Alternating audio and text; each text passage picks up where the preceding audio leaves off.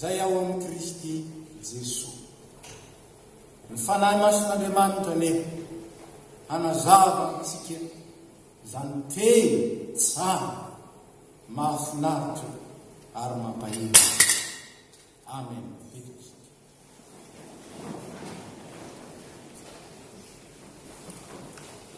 Fa be indrindra ny fahasoavan'ny tompontsika tamin'ny finoana sy ny fitiavana zay ao amin'ny Kristy Jesosy. Paoly apôstôly manoratra ary fampianarana lehibe no nentiny Paoly apôstôly tamin'ny alalan'ny taratasy soratany ho an'ny Timôteo. Zao koa anefa tsy fampianarana ihany na fahalalana ratsana no nampitainy Paoly fa fijoroana ho vavolombelona. Tsy zavatra ny saintsaina na nitakara ny tiany Paoly ampitaina amin'ny alalan'ny Timôteo zanany fa fiainany ary fiainany izy mihitsy. Zavatra niaka tamin'ny tenany ary dia izy mihitsy ny tenany sy ny fiainany mihitsy ny toy ny fanambarana ao anatin'izany. Lehibe ny fahasoavan'ny tompontsika, ny fahasoavan'Andriamanitra. Ny fahasoavana dia azo lazaina fa manana ny toerana lehibe eo amin'ny fanambarana ny vaovao mahafana. Satria ratsy ny fahasoavana dia tsisy na inona azo tsika noraisina avy tamin'Andriamanitra. Tsy misy natahaka an'iny azy. Ratsy ny fahasoavana dia tsy nanamanjara tamin'ny lova avy any ambony tamin'Andriamanitra izy. Satria raha ny tokony izy dia mendrika ihany no andray. Raha ny tokony izy dia ny marina ihany no tokony andova ny fanjakan'ny fahamarinana zay ao amin'ny Kristy. Zao anefa fantatr'Andriamanitra ny toetsika, fantatr'Andriamanitra ny fahalemetsika, fantatr'Andriamanitra ny misy itsika. Ary zany Andriamanitra mahafantatra atsika zany dia tonga manatona atsika ao amin'ny fahalalana itsika, ny fitiavany itsika, ka dia ny fahasoavany no nentiny nanatona atsika. Fahatsiarovana ihany ny foto-kevin-dehibe finosy ny fahasoavana ao amin'ny soratra masina. Voalohany, ny fahasoavan'Andriamanitra ny nentiny namonjy atsika ka tsy nierany tamintsika. Ary indrindra io fahasoavana io ihany ny lalana azahoan'ny mpanota mandova fiainana mandrakizay rehefa mandray ny finoana amin'ny Jesosy Kristy. Dia zany nanambarany Paoly azy. Fahasoavana no namonjenanareo tamin'ny finoana, ary tsy avy aminareo zany fa fanomezana maimaimpona avy amin'Andriamanitra. Maimaimpona nefa tsy homemem-pona fa omena ho an'ny mpanota zay mibebaka, omena ho ho amin'izay matsiaro ny fahaleme ka manatona an'Andriamanitra. Fahasoavana ny lamonjenitsika mainam-poana ary nomena ho an'ny olona tsy mety.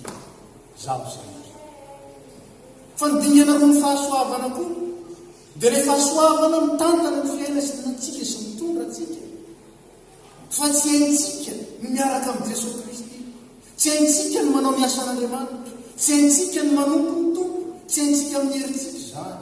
Vavolombelona zany bete milokaloka. Zaho tsy andao anao, zaho tsy andahanao, kanjo hitatsika fanandaha fitena. Tsy hainy petera ary tahaka ny petera ihany, tsy haintsika amin'izao ny manompo an'Andriamanitra, manao ny sitrapony ary moa tsy hainantsika isanandro zany. Firifiry ny fandrina tsara ao anaty ao, mipiripiry ianao ny mba te hiangona rehefa tsy tonga ihany, mipiripiry isika ny naniry mba ho tahaka ny ranona ny finoka, mba ho tahaka ny ranona ny fanompoko, mba ho tahaka izao na tahaka itsy, nefa tsy tonga amin'izany ihany. Tsy haintsika satria fahasoavana avy amin'Andriamanitra. Raisitsika amin'ny firaisana amin'ny Kristy, ary zany nambara an Jesosy Kristy, raha misaraka amin'ny tenany tsy mahay manao na inona na inona. Koa dia ny fahasoavan'Andriamanitra no miasa ao tanatitsika, mahatonga atsika mba novoera avy any ka ahafahantsika manao sitrapon'Andriamanitra. Ny fahasoavana ary tsapan'ny Paoly zany, fa volombelony zany Paoly, ka hoy izy indrindra hoe nanao mihoatra noho izy rehetra ny apôstôly ny lesahany, mihoatra noho ny Petera, mihoatra noho i Jaona, mihoatra noho ny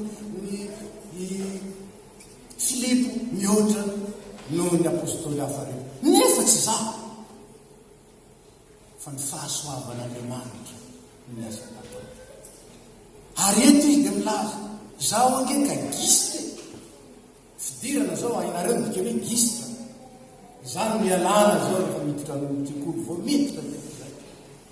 Zaho ny farany indrindra, zaho ny lohany amin'ny mpanota, zany hoe ny voalohany amin'ny tsy mahay.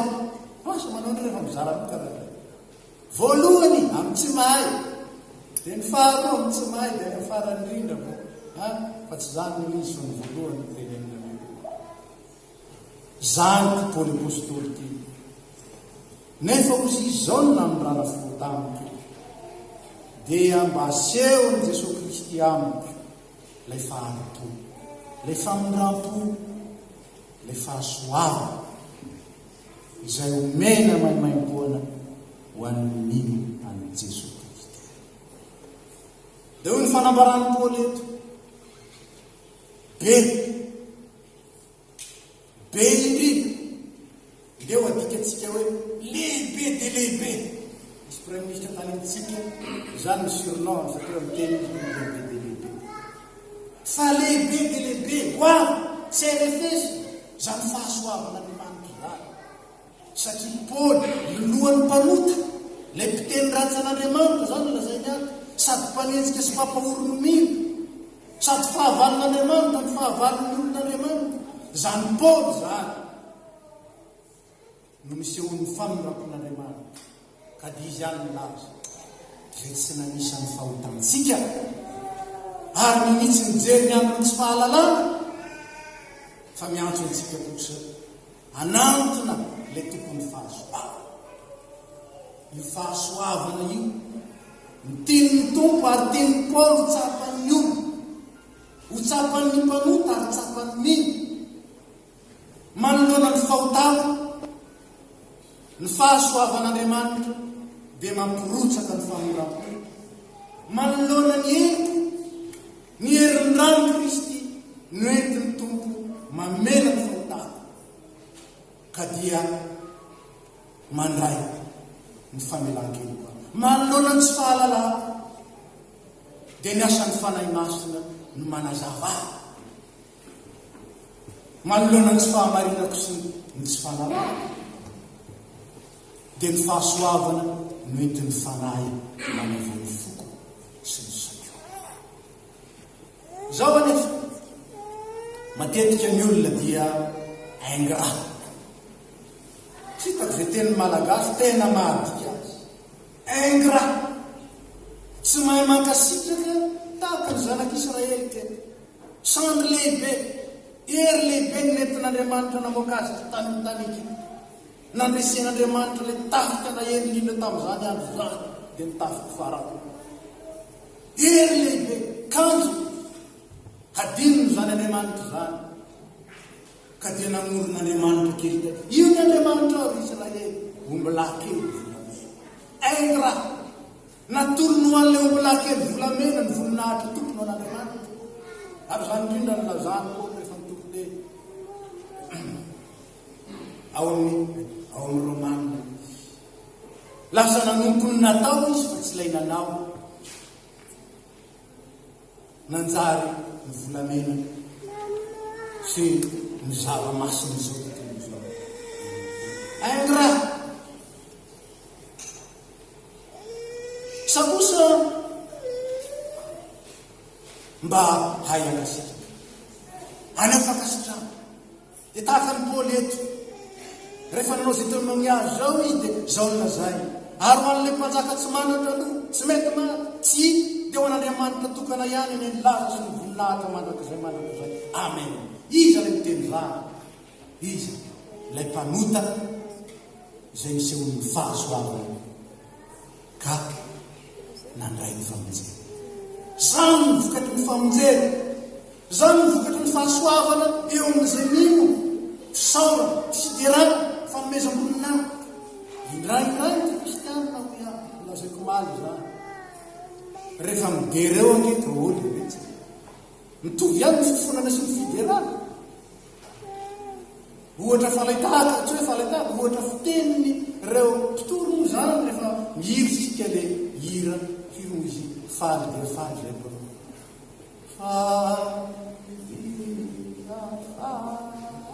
Mampikotsa drano maso. Tena fisaliana ve? Sa saritsaro ny fotsiny ihany, sa fomba fanao, sa hoe mitsangana dia mitsangantsika, fa tsy fantatsika kory ny atiny fitsanganantsika. Ny tompony manangana antsika rehefa ika mitsangana izy. Satria mandray ny fampahirezana. Zany no hevina ao anatin'ny liturjia.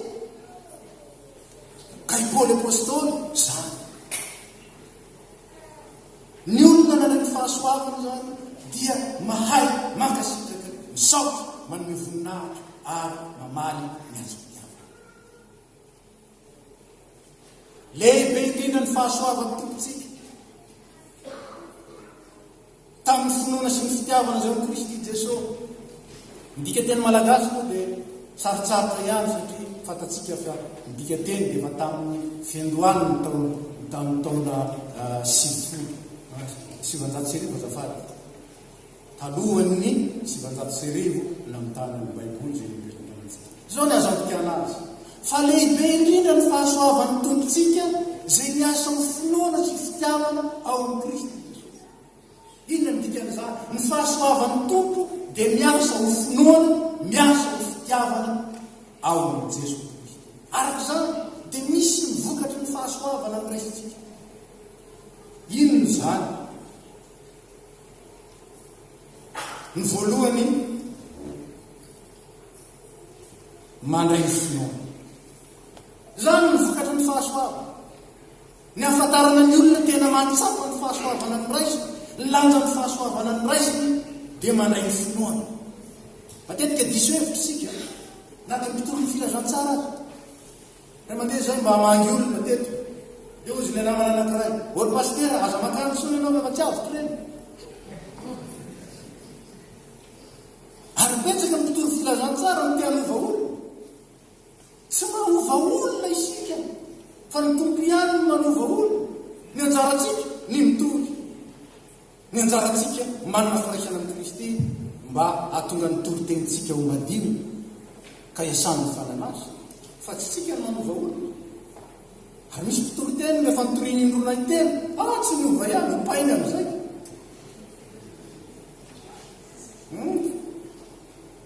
Tsy zany. Ny faharimpon'Andriamanitra sy ny fahasoavana tsy ho anymendrika. Ary ny filazantsara lioka dia mitantara izany tsara. Misy fifaliana lehibe any an-tany. Ny amin'ny mpanota iray ny bebaka noho ny amin'ny 7 zay tsy marina tokony bebany fa tonga tety an-tany ny zanak'olona tsy hitady ny marina fa hitady ny tanàna. Ka manday ny finoana inona ny dika amin'izany? Voalohany, mandray ny fanambarana Andriamanitra, manaiky sy mino ny tenin'Andriamanitra. Ary zay no tiany Paoly ambara, lehibe indrindra ny fahasoavan'ny tompontsika izay niasa ka nampitombo ny finoana ny teny. Fa ity Petera teny, ity Paoly teny ka mba mino an'Andriamanitra ihany, fa tsy ampy ny finoana an'Andriamanitra satria tao amin'ny lalàna ny minoana an'Andriamanitra. Tsy nahitan'Andriamanitra ny fahasoavana fa ilay Andriamanitra ny lalàna ny hitany. Fa rehefa niona tamin'ilay Andriamanitra ny fahasoavana izy tamin'ny alalan'i Jesosy Kristy ny tombo ny finoana. Ary dia hitatsika ny asa. Ka ny vokatry ny fahasoavana dia ny finoantsika, ny finoana ny tenin'Andriamanitra, ny finoana ny herin'Andriamanitra, ny finoana ny asan'Andriamanitra. Marina ny teny ary lehibe ny heriny, tsy misy tsy hainy. Ary ny finoana ny asa, tanteraka ny asa. Fa ny rano latsaka tao Kalvari ampy anadio atsika, anadio aho, anadio anao, ho afaka amin'ny tsy fahamarinana rehetra, afaka amin'ny fahotana rehetra. Zao aho zanak'Andriamanitra. Mino mahazanak'Andriamanitra ary dia manaiky tefena ao anatin'izany mitovy amin'ny Kristy. Ary eo indrindra ny dikana faharoa, tsy hoe nampitombo ny finoana ihany le fahasoavana lehibe raisiny Paoly, fa mivokatry zany fahasoavana zany keo dia fitiavana, mandray ny fitiavana. Voalazako teo fa asan'Andriamanitra ny finoana. Ambarany soratra masina zany, tsy misy afaka manaiky fa Jesosy ny tompo raha tsy amin'ny fanahy. Fanahy. Ary ambarako amintsika zany efa mba mahita olona tianao taono, tianao hitorino, hitanao ihany fa tsy mandray hitam-bavaka. Angataony fanahy hiasa ho aminy. Fa vazatrany dia kivy be ihany. Na avy hatrany dia metraka etikety hoe reny tsy voavonjy tsony, tsy avitra. Tsy avitra tsony reny pastera. Ny fahasoavan'Andriamanitra dia lehibe araky ny abiazan'ny olona ny abiazan'ny fahasoavana. Zany hoe any amin'ny zay verina mpanota indrindra azy ny mety sehoany ny abean'ny fahasoavana ka ho gaga ianao iny le mpanentsika Paoly io zany lasa mpitolo ny filazantsara. Betsaka tsy ny fizany ny fahasoavana. Ka asan'Andriamanitra koa ny fitiavana. Lazaiko maro ny fampiraisana ny mino ange ka tsy asan'olona. Vaky tsara ny soratra masina fa ny fampiraisana ny mino tsy asan'olona fa asan'Andriamanitra. Ary araka zany asan'Andriamanitra avokoa ny zavatra rehetra. Ka ny fitiavana dia Andriamanitra mihitsy. Andriamanitra ny fitiavana. Ary raha tsy manana an'Andriamanitra ny olona tsy mahay mitily manao fitiavana madio fa fitisaritsara ihany. Be dia be ny ao azy mariage du siècle sy ny mariage de l'année zay da ny loha daholo. Soany fa mafana zao dia mba mafana le raha. Fa da ny loha daholo. Fa ny fitiavana madio zay andraisana fifaliana sady izarana fahasambara ao amin'ny Jesosy Kristy. Ary asan'Andriamanitra zany dia indrindra Paoly asany isika voafolona tao amin'ny Kristy mba hanao asa tsara. Be dia be ny kristianina tia hanao asa tsara, tia hanao asa lehibe ao anivon'ny fiangonana, fa adinony fa tsy maintsy tefen'Andriamanitra noho izy. Asany isika asa volavolainy mba hanao asa tsara. Fa rehefa nyherin'ny olona fotsiny sy nyheritreriny nitondrano ny zavatra dia manao ao izy dia tsy mahomby. Dia rehefa tsy mahomby dia vao mainka kikirony ihany. Hainareo moa zany nandray fantsika dia naka marito dia nandetika an'ilay fantsika teo anatin'ny iny ty latabatra ray lehibe. natsatoka tsy manao mivilana rehefa ka solona rehefa solona mijerena dia ora misy ahoana anao no isy tsy mety miletika mihitsy ty fantoka ty maro borangely latabatra fa misy zany mila mihevitra kely aloha zay torite mipetrahalo mandinika tsara fambarany solona maso raha tsy Jehova no manao ny trano miasa foana ary zany miasa foana tsika erikeritra foana etaetam-po be bebe fa raha tsy Andriamanitra miasa ao anatin'izany dia tsy mahavanona ary tsy mahavita ny amin'eny ary inona no mahatonga ilasa mahavanona vokatry ny fahasoava dia mitombo ny fitiava zay ny vokatry ny fahasoava lehibe ny fanoloratena lehibe ny fanompoana lehibe ny fisaora zany tompo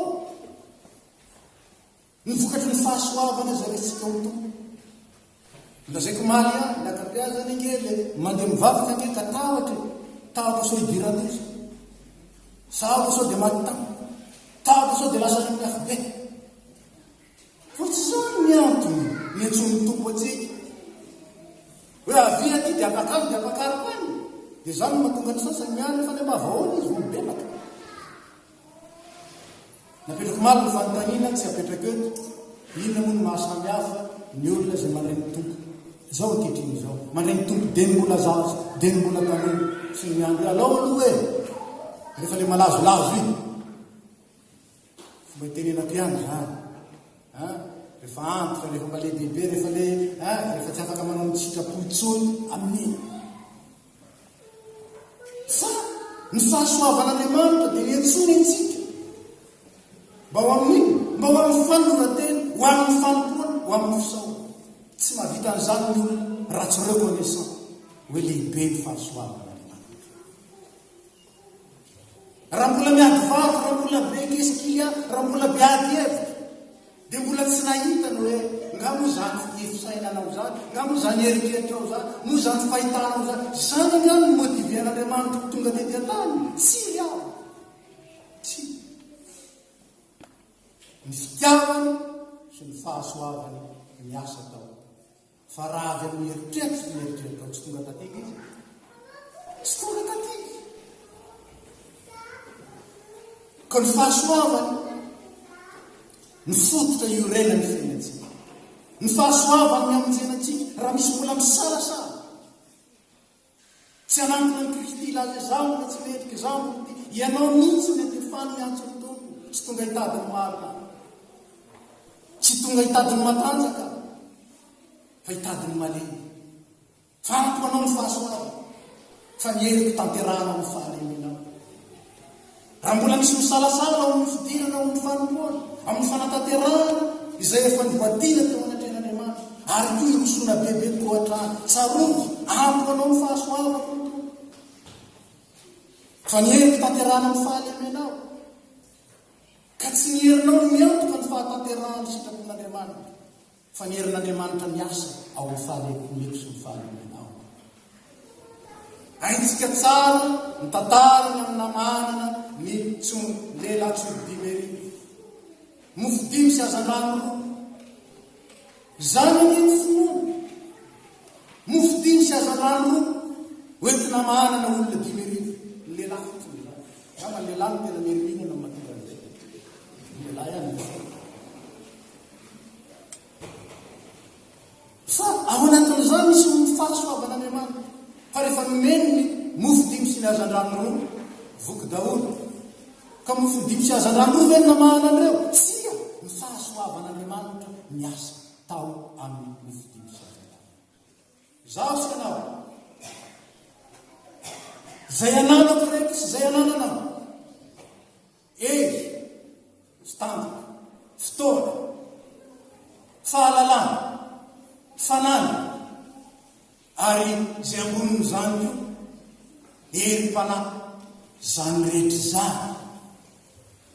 zany rehetra zany ny tiany ny tompo ho fiasana fahasoavana anatanterahany zavatra rehefa jereko mofo ohatran'le mofokimosy azan-drano ino lerano manoloana midimy hoy ny promesy ny tompo ino za mombanareo manankarena ary hoy ny baiko ny tompo zay mino ahy ny asa ataoko na tompo ary anao asa lehibe no izany azy izy satria zaho makany azonao an-tsaina ve zany anao asa lehibe noho ny an'ny tompo ianao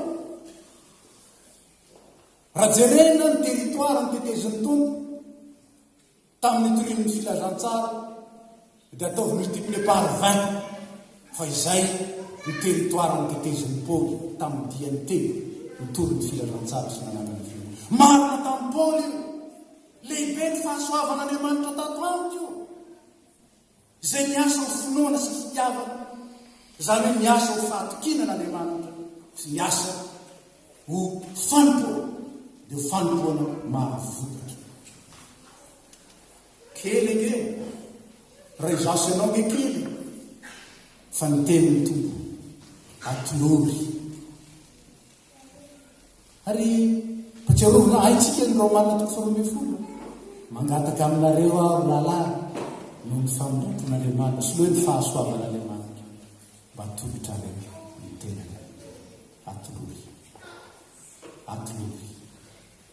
mba isehoan'ny fahasoavan'Andriamanitra aza manoatra ny ananasy safira ary aza misy an'izay tsy minany dia tahaka n'ilay boka sivy atsika ny tantaran'ilay boka nisotranon'i Jesosy boka mosadjamba tsy manino folo izy nisotranon'i Jesosy raha ihany niverina ny derasy misivy lasa fotry ny fahatany hoe ary betsaka zany amin'izao Andriamanitra mampisaka ny masoandrony amin'ny ratsy fanahy sy ny tsara fanahy inona ny masana fanireo ny tsara fanahy mahay misaotra sy makasitraka ny tsara fanahy matoky an'Andriamanitra ary manolotra ny tenin'Andriamanitra ny ratsy fanahy kosa ny masoandro nampiasain'ireo entiny manota atolory ny tenan'Andriamanitra ho fanatitra velona masina sitaka Andriamanitra ho fanompom-panahy mety tao n'Andriamanitra ary aza manaraka ny fanaon'ny hafa